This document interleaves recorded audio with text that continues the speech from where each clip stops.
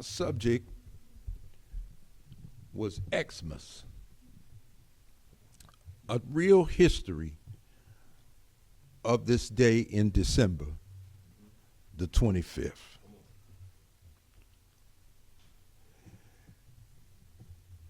Most people will say Christmas, but when the X was put there, they knew what they were doing. The X is the 24th letter of the alphabet, but it's also used in mathematics, meaning the unknown. So when an X is put there, you have to solve for it. But you can't solve for the unknown without starting with the known. That's right. That's right. If Christmas was a word that was compounded, that meant if you take the latter part, masses joined on with Christ, then you know that the masses should be reflecting Christ. But if someone says, well, when we look at the masses, we see the masses manifesting something, but it ain't Christ, or it's not Christ-like. So they put the X there, saying they're manifesting something that's unknown. So the way we solve for X, because it's unknown, is to look at the known. In other words, you can't start with the factor that the masses are attached to. You have to start with the masses and see how the masses are behaving. On December the 25th, that's the known. You know they're drinking. You know they're eating much of the flesh of swine. You know that there are drunken parties and there are drugs. You know that there's increased crime. We should know that the merchants make 40% of all the money they're going to make all year from Black Friday, the day following Thanksgiving, to December the 31st. So the masses are stimulated to spend what they don't have. They're stimulated in a way that they go way beyond the budget that they have to live by. But that's not a practice of Christ. Right. So if evil is the practice of the masses, now it can take us to the X. We're looking at the effect. But what we want to know is what's the cause. And it can't be Jesus Christ. If the brain cell, the Honorable Elijah Muhammad taught us that the cell of the brain was made to think right.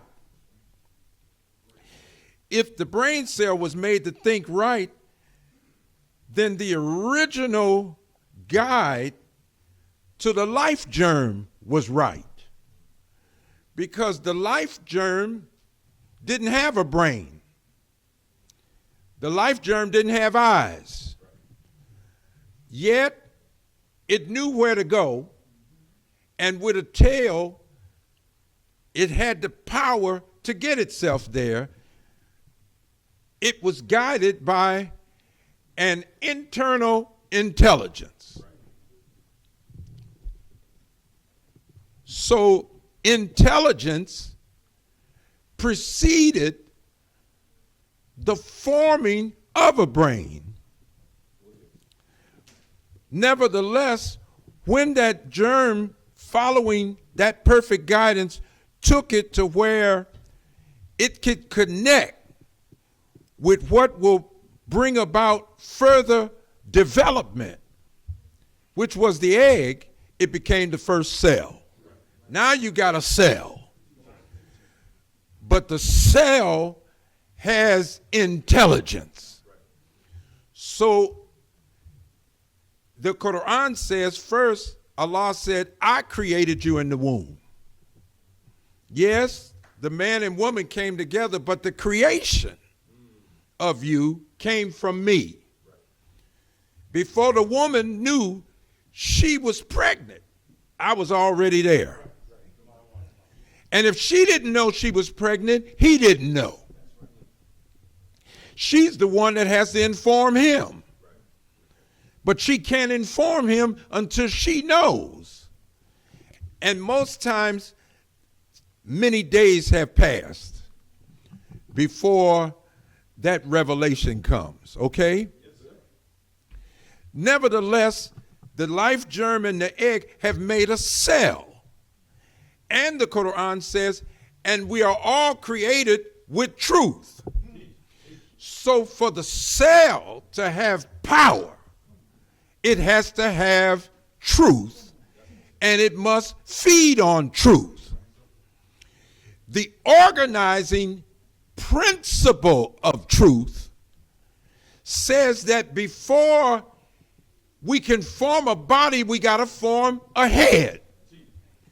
The cell says the first thing that I got to go to make is a station for intelligence to operate and distribute commands. So before a foot is made, a brain have to be made. Before you get an arm and a hand, you got to have a brain. The organizing principle of truth shows us that the head has to come first. And from the head, commands go out, directions go out that call the rest of the body into existence. Are you following now? So this divine light made up the first cell, and the first action of cell is brain. And the Honorable Elijah Muhammad teaches us that the cells of the brain were made in correspondence with the right angles of the planets. Listen now, because to look in what you call outer space and think it has nothing to do with you, the Honorable Elijah Muhammad said, Allah created us, formed us, crafted us in line with the planets. So they have a great deal to do with us.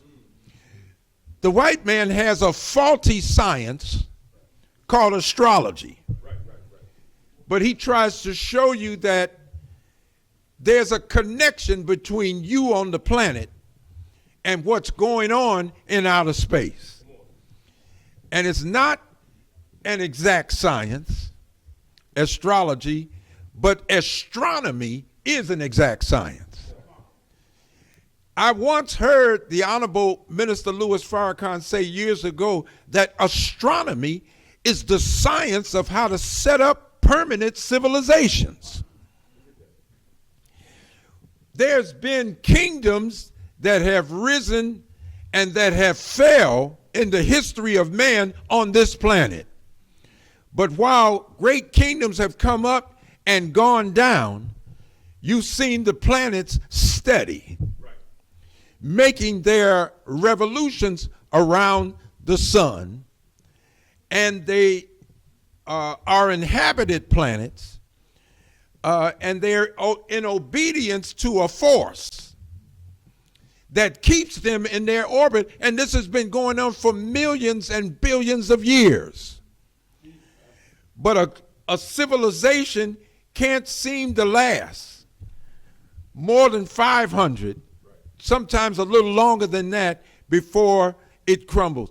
The Honorable Elijah Muhammad said that not living in harmony with the law that's in the universe takes away any permanency in your civilization. Not living by any of those principles. In other words, you can't live contrary to the principles of a creation that was created with truth. If you are living untruthful, you can't survive.